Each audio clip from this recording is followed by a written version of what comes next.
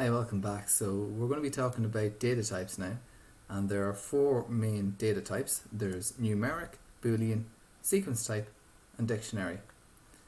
These are the main four data types in Python, and then underneath numeric we have integers, floats, and complex numbers.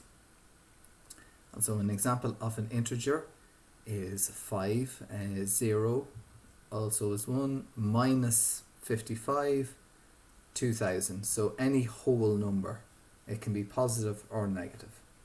And we come to floats, and so float is kind of like an integer. It's any number, but it's any number with a decimal point, so any decimal number.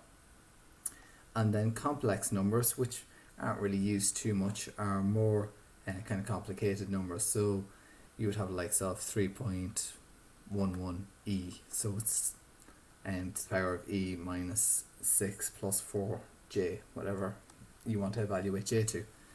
I haven't really used complex numbers too much in my history. In fact, I don't think I've ever actually used them. It's mainly integers and floats you'd be using for numerics. And the next type is the boolean. So boolean is basically just if something is true or if something is false. It's basically the main way computers work using their transistors, so it's either on or off, true or false. And then after that we've got sequence types, and there's three types of sequence types. There's strings, there's lists, and there's tuples. So a string is probably the most basic data type you can have, so it's just any word, any kind of characters, it's inside strings. So this could be the likes of an email address. It could be a whole paragraph of text, but it's just plain text basically. So it can be letters, numbers, and special characters. Lists are a list of items. They can be, you could have a list of strings, you could have a list of numbers, so you'd have the first value, second value, third value, etc. And then you come to tuples, which are a lot like lists, but as we'll see in later tutorials, there are a few differences in them. For example, tuples don't use up as much memory as lists.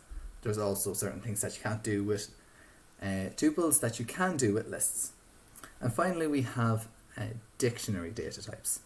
So dictionary data types are a key value pair.